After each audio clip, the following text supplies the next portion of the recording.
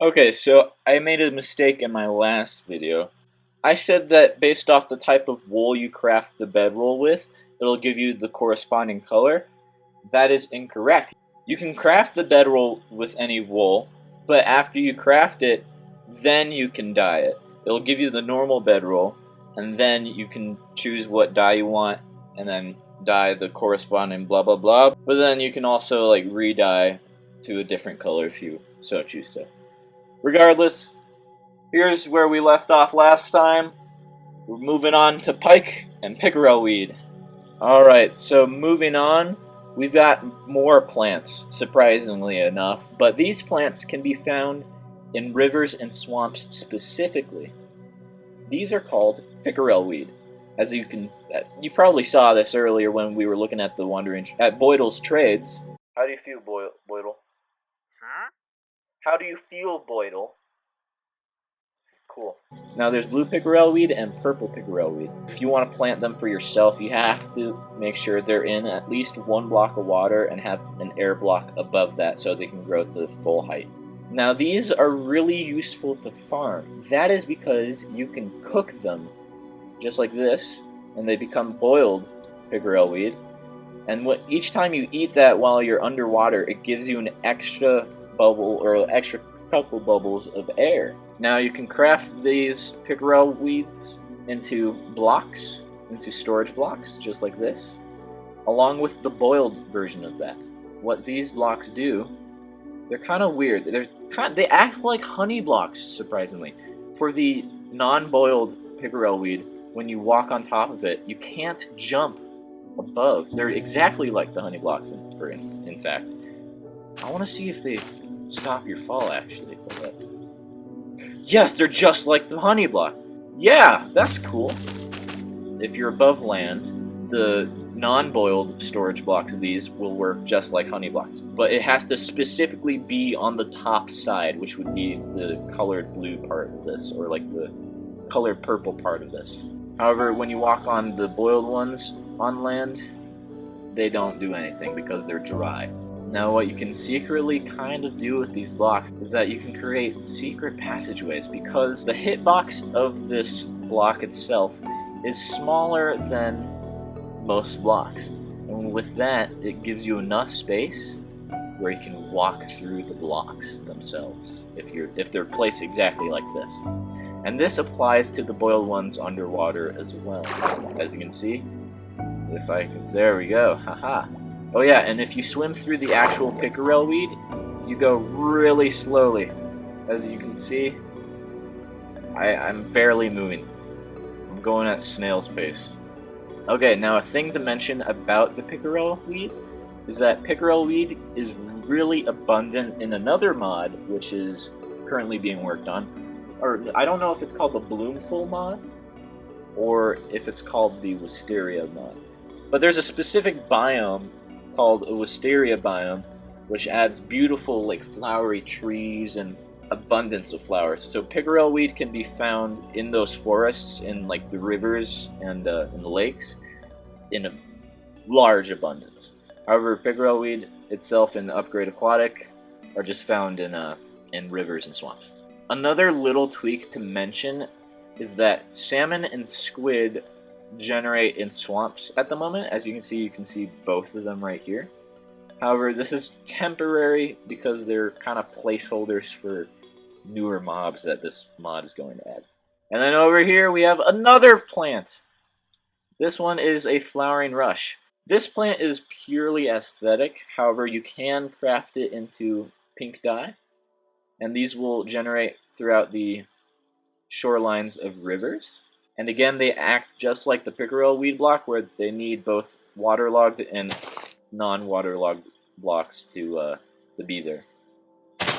Oh yeah, and you can also bone meal these guys as well to get more than one. Okay, and now we have another mob. This one being the pike, which is a new fish that can spawn in rivers and swamps. And when you kill them, they drop the pike itself, and you can cook it and get cooked pike. Now you can collect these pike in water buckets, And here are some of the examples of different types of pike that you might get in the swamp area. And there are so many types of pikes. At the moment, there are 21 types of pikes that you can find in either swamps or rivers.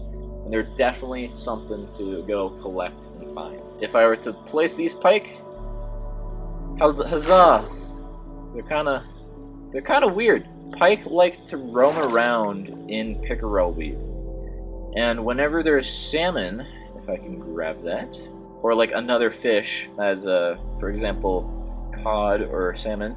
It's mainly salmon that they hunt, but when there's salmon nearby, they'll go after the salmon.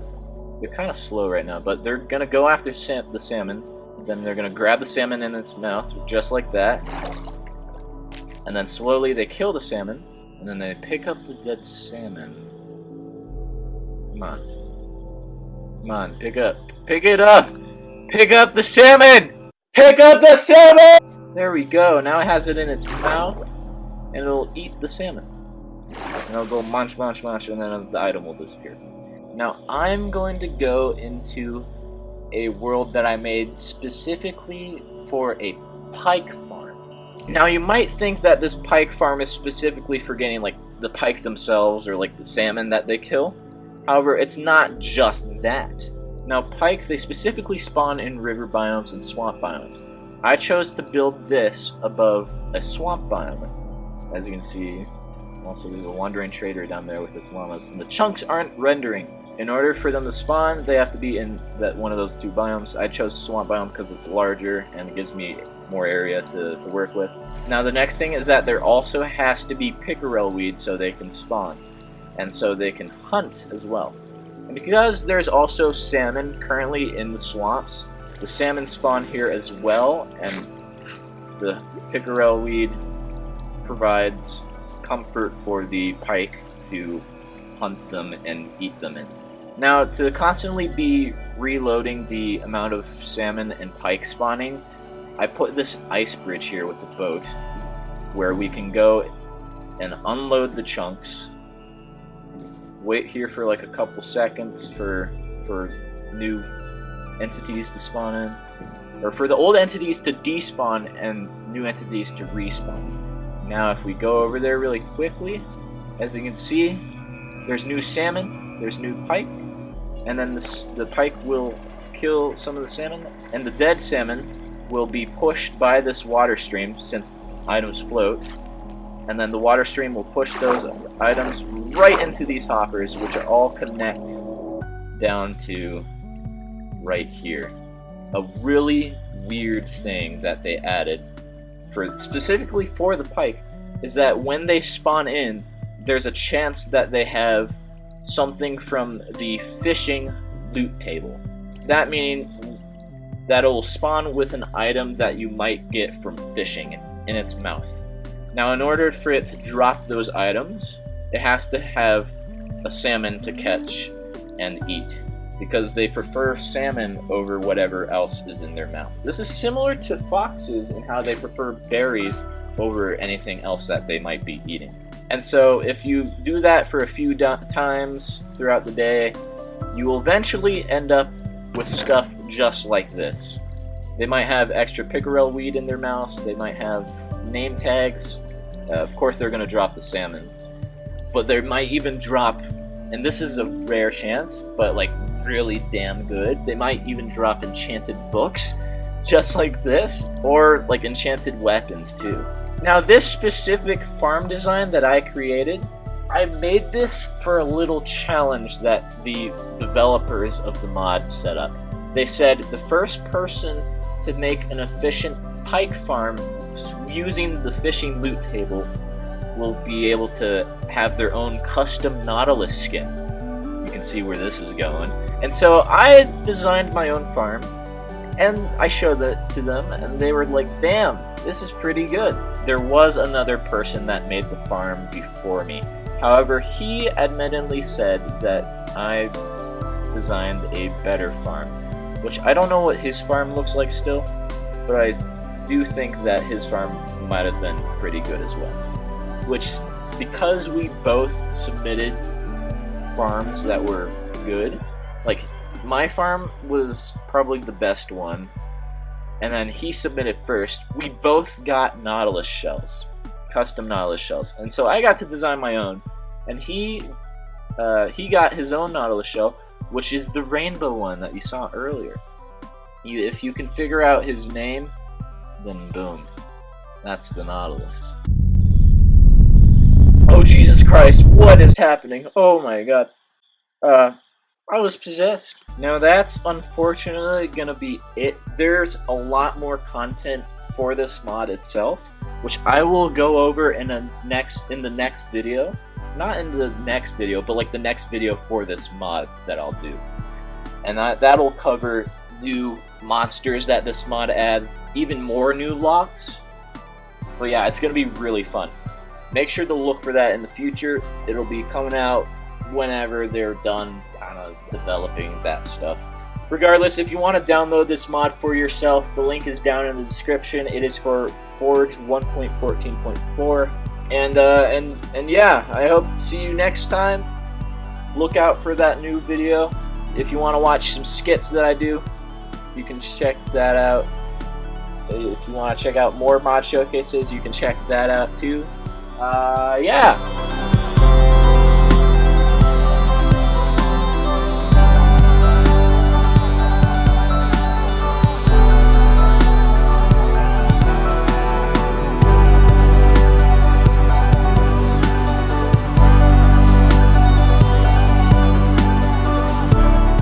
Pick up the silver!